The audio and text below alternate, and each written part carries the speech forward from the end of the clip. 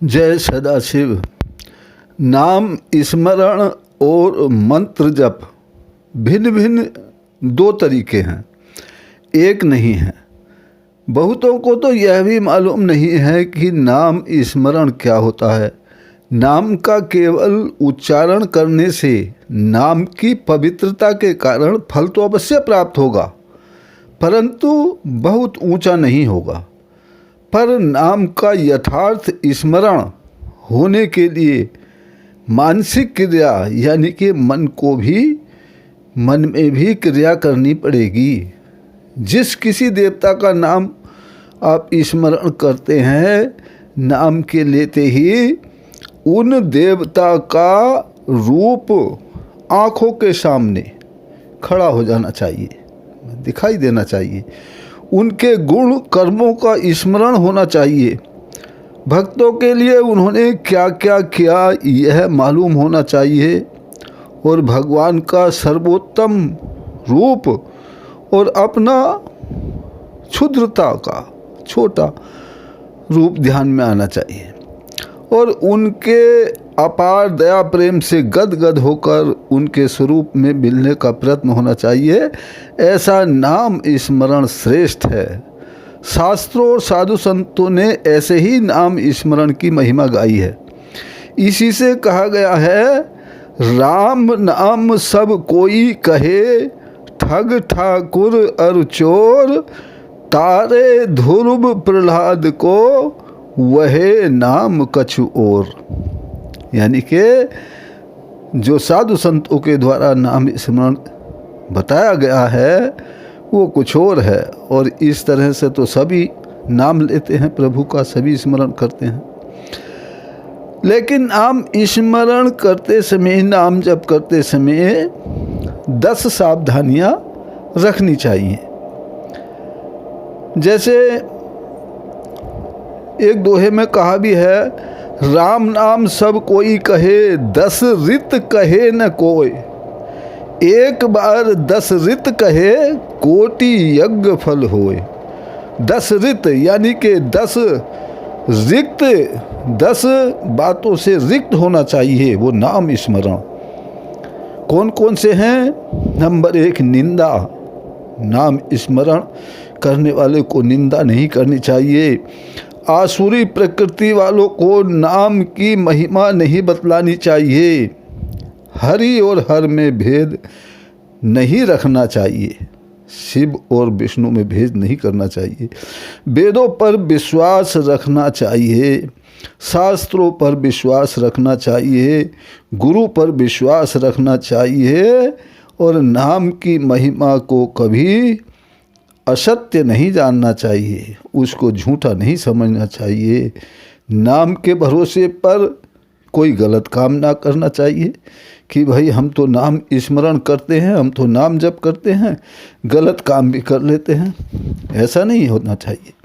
और नाम के भरोसे पर कोई विहित कर्म न करना, मतलब नाम जप कर रहे हैं भाई, हमें अच्छा कार्य करने की क्या ज़रूरत है, ये भी नहीं होना चाहिए। अच्छा काम करना चाहिए।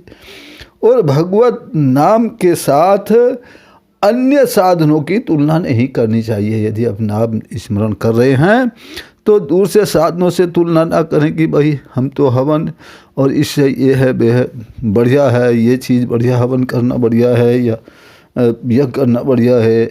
नाम स्मरण कोई तुलना नहीं करनी चाहिए। इन 10 का परहेज रखा जाए तो नाम जप से शीघ्र ही परम सिद्धि प्राप्त होती है, इसमें कोई संदेह नहीं रखना चाहिए।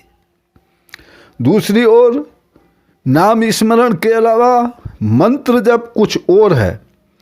जप मंत्र का ही होना होता है, मतलब जप जो कहा जाता है वो मंत्र का ही होता है।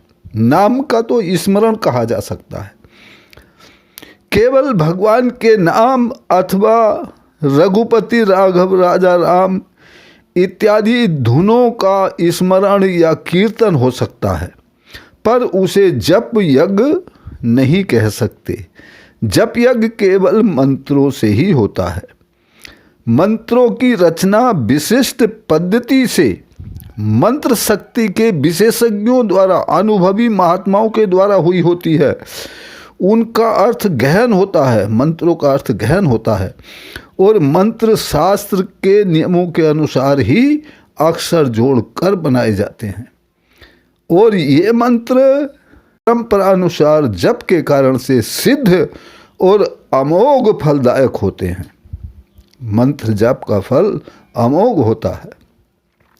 कुछ लोग पुस्तकों में कोई मंत्र पढ़कर कुछ दिन उसका जप करते हैं, फिर कुछ लाभ नहीं होता देखकर फिर उसे छोड़ देते हैं, तब कोई दूसरा मंत्र जपने लग जाते हैं और इसी तरह से नए नए मंत्र जपते रहते हैं और निराश होते रहते हैं, उनको किसी फल की प्राप्ति नहीं होती। कुछ लोग कई मंत्र एक साथ ही जपते हैं पर किसी एक से भी उन्हें कोई लाभ नहीं मिलता। कुछ लोग माला जपने को ही मंत्र जप समझते हैं और कुछ बड़ी सी माला लेकर यंत्रवत घुमाया करते हैं और समझते यह हैं कि हमने तो इतनी संख्या में जप किया है, लेकिन उनसे जप का फल पूछिए तो वो कहेंगे हमको कोई लाभ नहीं होता दिखता है। तो परमार्थ का साधन इस प्रकार नहीं हुआ करता है। माला तो कर में फिरे, जीव फिरे मुखमाही, और मनी राम चहुदस फिरे, यह तो सुमरन नाही। संतों की यह बात साधकों को ध्यान में रखनी चाहिए। मंत्र जप में माला का महत्व अधिक नहीं है। स्मरण दिलाना या जप की संख्या का मालूम होना, ये दो काम माला के हैं और माला स्वयं पवित्र भी है, इसलिए भक्त लोग उसे धारण करते हैं। पर भोले लोग माला को अपने संप्रदाय का चिन्ह और पाप नाश का साधन जानकर धारण करते हैं। जो शिव भक्त होते हैं वो उसको माला को पाप नाश का साधन भी मानते हैं और अपनी संप्रदाय का चिन्ह भी मानते हैं। इसलिए हमें उपरोक्त जानकारी से यदि नाम स्मरण और मंत्र जप करेंगे तो जरूर फल की प्राप्ति होगी। परम पिता परमात्मा सदाशिव हम सभी को नाम स्मरण और मंत्र जप करने की शक्ति प्रदान करें। इसी प्रार्थना के साथ जय सदाशिव।